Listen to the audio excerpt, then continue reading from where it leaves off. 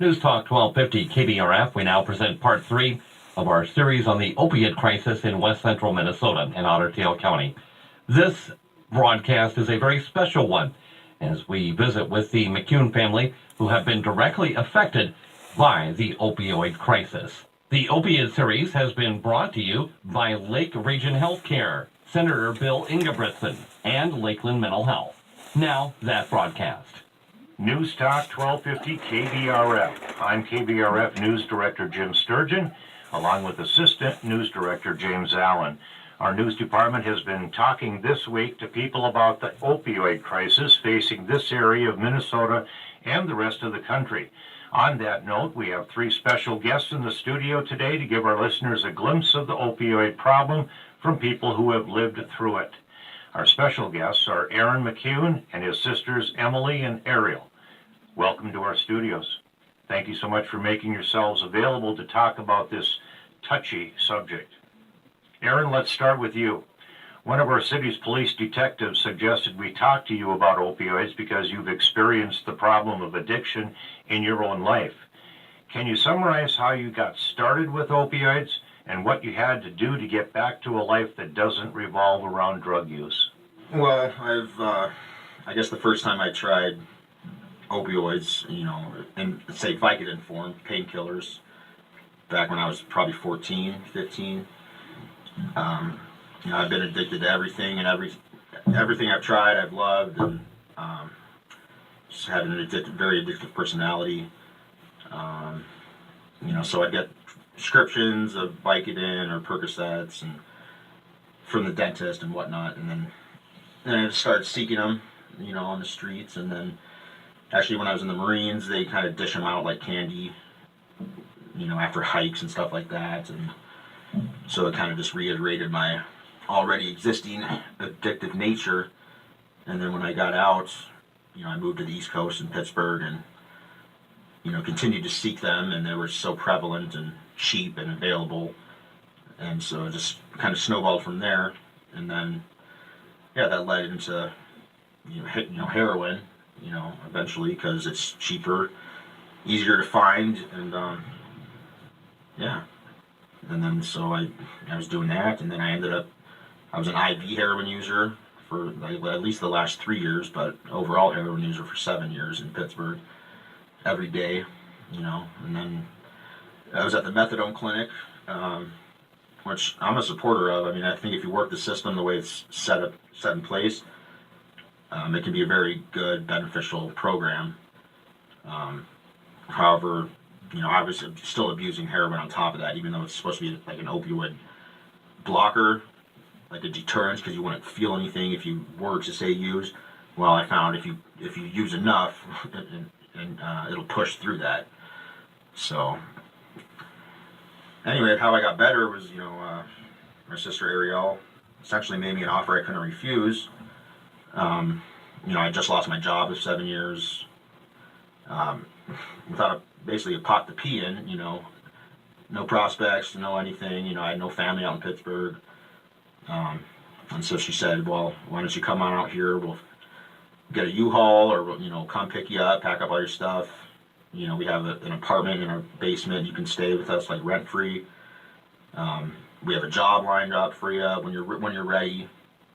And, basically it was an awesome deal, and their only condition was, for me to be sober and for me to get clean. And tell you what, I had to think about it for a week or so in Pittsburgh, because, I'd be leaving, my quote unquote girlfriend of heroin. That was a scary thought. So I mean, that just goes to show you the power of it. But ultimately, I made the decision, and they came and got me, packed up all my stuff, left all my friends and most of my belongings behind. Yeah, and I haven't touched opioids since. Have you had any treatment in Fergus Falls? Yeah. Oh, yeah. So, well, yeah. Less than 24 hours after I got here, it was a 19-hour drive. I think I'd slept a little bit. I had dosed on methadone the day I left Pittsburgh that morning. So less than a day after I had been in Fergus, my withdrawals were so bad, and I just remember I freaked out. I crawled to the bottom of the stairs and basically cried for my sister to, I don't know, come help me or something. And so I went to detox, and then through there, and like long story short, but ended up going to the hospital and going to treatment, and I went to treatment in Alexandria and came back. I struggled. I picked up the booze too. I mean, I was always kind of a drinker as well. I mean, like I said, I've pretty much been hooked on everything, but I found that once I moved here, I picked up the alcohol again, I guess as a substitute or to try to find some sort of outlet. But so that kind of got pretty bad. I was drinking in the mornings, which I never really used to do. I was drinking more and more hard liquor, which I never really cared for. So I went to treatment for kind of a combination of both.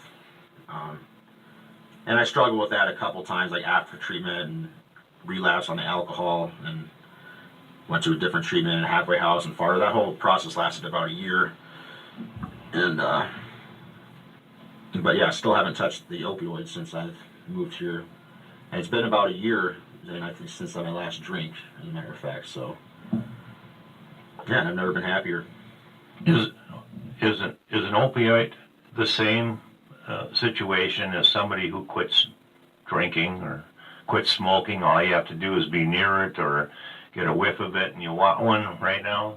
No, I mean, I think everyone's triggered differently, and it depends on the level of severity. Me, I consider myself fortunate. Like, I could be around people that drink or use. I could be in a bar. As a matter of fact, I got a job as a bartender shortly after treatment, and that doesn't bother me. Whereas, I know people where it does. So, to me, it's if I feel like if I'm going to use, I'm going to use. Doesn't matter if I'm at home or if I see someone using or if I'm around it. My mind's already made up. So. That you're gonna not partake. Right, or that I'm going to partake. Oh. Oh, okay. Aaron, how did your chalk art help with your recovery? Well, so, I guess I should preface it with, during like the last few years of my addiction, I was so bad. My hands would constantly shake. I lost all my creativity. I never drew. I could hardly hold my guitar or anything like that. I was just a lethargic slug, basically. So about a month or so into treatment, I noticed I started to get that back, like my steady hand and my creativity, and I had a lot of free time up there. So, I'd draw cards for people and stuff like that, and it was just really exciting for me, and my brain started pumping again, and so I just continued that when I got out of treatment, and had a brief internship at Old Crow Tattoo, and just started experimenting with different mediums, and the short answer is I'm so just occupied with my art and enjoying it so much that I literally don't even have time or want to think about anything else. And my chalk art keeps me busy.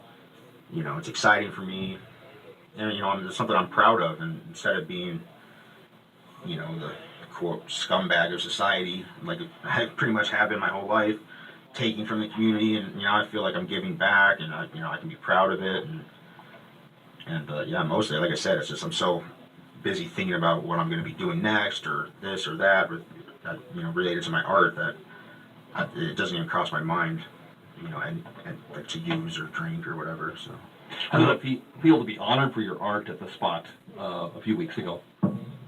it was very, it was very humbling, and like I said, I mean, I was almost at a loss for words.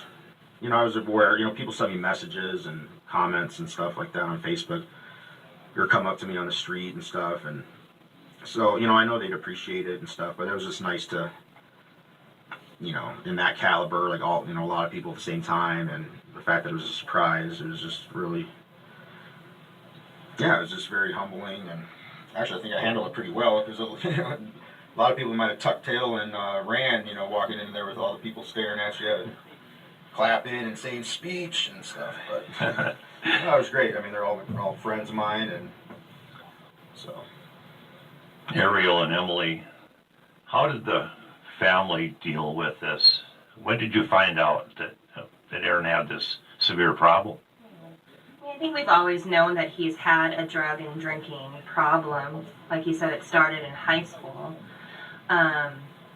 But it was harder to gauge how severe it was because we were no longer living in the same state. But we could tell by talking to him on the phone, I think, and learning that he had lost his job and trying to get to the bottom of how bad it was, that he really wasn't going to be able to make it on his own when he was out east. We have a pretty small family. Our parents are not in the picture, and we really have just kind of relied on each other and a few other family members, for a large part of our lives. So I think my husband and myself, as well as, my sister, felt like it was up to us to see if we could try to help him, because he was on his own when he was out east. Yeah, and I have a little bit more of an intimate history with the addiction and drug use, because Aaron and I together used to heavily abuse the opiates in Pittsburgh.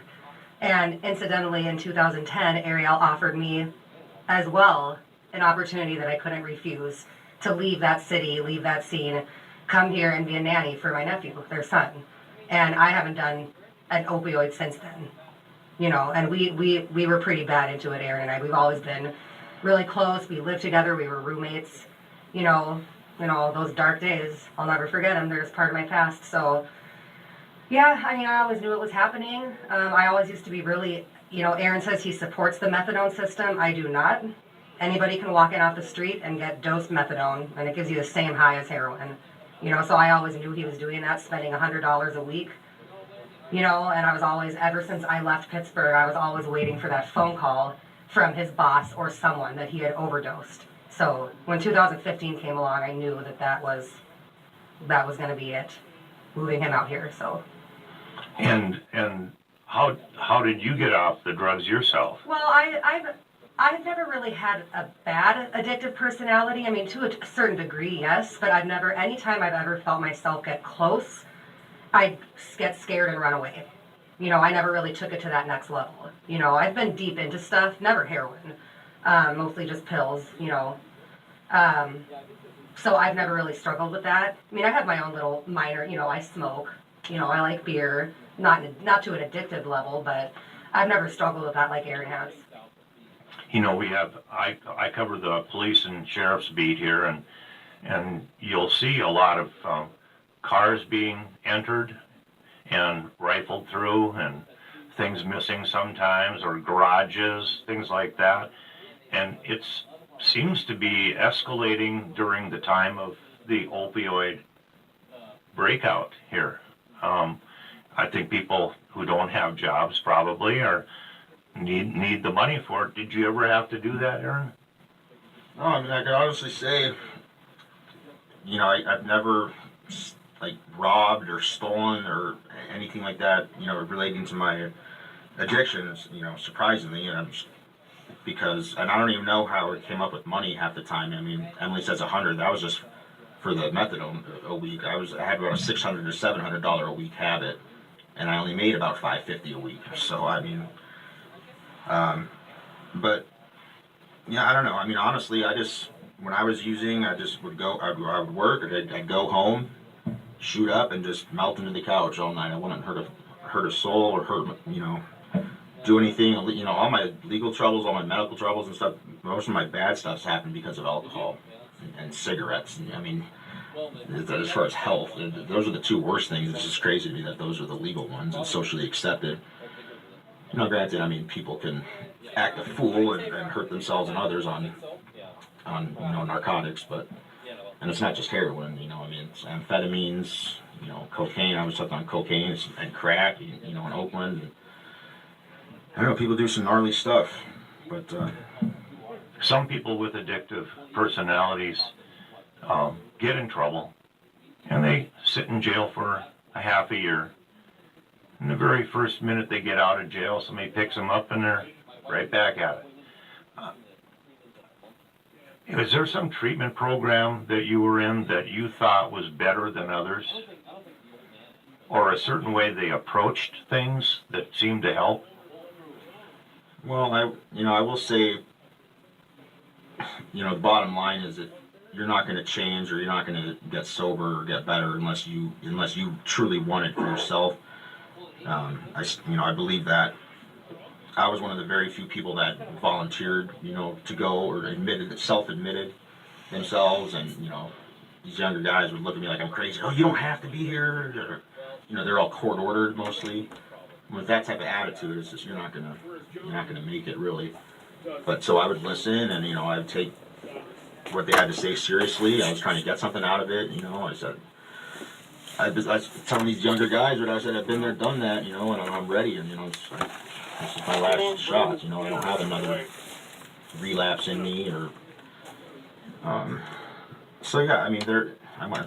What did I go to? 3 or 4 different treatments. Halfway houses and stuff. But I don't use like the NA or the AA. The 12 steps. I don't know. I don't have anything against it, or it works for some people, great. But it's not necessary for me. And I was able to find sobriety without that. I'll still go to a meeting. Rarely, but from time to time, it's good to share a story. Someone might get something out of it, and especially lately. Like I said, I'm proud of myself, and I consider it a success story. I mean, I think the statistics are 5%. Especially with like the opioids and fentanyl now. I mean, 5% success rate of, with a happy ending, quote unquote. I've had 4 friends from Pittsburgh just since I've lived here in 2 years that have died. Wow. It's pretty alarming. That hits home. Yeah. Yeah. And it makes you think twice, right? Oh yeah, I mean, because I was the amount of which I was using and the quantity and frequency. It's alarming how I haven't died, yet. So. Okay. We're getting close to wrapping up here. Emily and Ariel, from your experiences, what can you tell other families to help them deal with a loved one who has come under the spell of opioids? It's really tough, I feel, to watch a loved one go through that. And I'm thankful that there are treatment options available, because my husband and I felt very helpless. We were able to get him out here physically and move him out here and give him a place to stay, but without, I feel treatment programs, it would have been really hard to do that. I think, tell the person that you love them no matter what, but like my brother said, they're going to have to want to get better. Otherwise, I really feel like it's a useless fight. So without them helping, I feel like it's not going to go anywhere, and it's been really hard. Yeah, and I agree completely with that. I just think the most important thing is to remind this person that you'll love them no matter what, and that you'll always be there. There have been times I know we've wanted to opt out because of being so frustrated and disappointed and helpless, but we're still here. I think it's also important to understand that to make sure the mental health of the user is being taken care of, but also as the family member who is helping, to understand that there are resources, whether that's books or articles, or going to counseling yourself, or talking about it yourself, because it can be really stressful. So using those resources that are for you as the family member, I think can really help as well. How was Christmas this year? You were all together. We were all together for Christmas this year, around Christmas. Yeah. We have great traditions of watching movies on the projector and eating Chinese food. Yeah. And it was nice. It was nice to be around. I have young kids at home, and that always makes holidays more fun. We've moved around a lot, West Coast, East Coast, and now we've kind of all settled in the Midwest. But we always somehow end up in the same city together. Now I think we're here. I know I'm here. This definitely feels like home. Yeah. Hey, land of 10,000 lakes. What else do you want? Of course, they're frozen right now, but yeah, go fishing, right? So, are you doing fishing, Aaron? No. No, I'm not a fan of the cold or the fishing per se. But no, but with that said, I love it here. I've never been happier. Probably because of it's just with the sobriety, and I just feel more confident and healthier, and with like the art, there's so many possibilities and opportunities here, and It's perfect size for me, really. You know, coming from like eastern Los Angeles to Hodunk, you know, southeast Minnesota, where we went to high school. You know, too big and too small is, you know, this is just right for me, and I bike everywhere, so it's it's close and Lots of niches to be filled in this Yeah. community. Yeah. Well, thank you so much for being honest with us today, all of you. no problem. That's awesome, and I think people need to hear the message. Thanks for helping to share the story. You're welcome. You're welcome. The Opioid series has been brought to you by Lake Region Healthcare, Senator Bill Ingebrigtsen, and Lakeland Mental Health.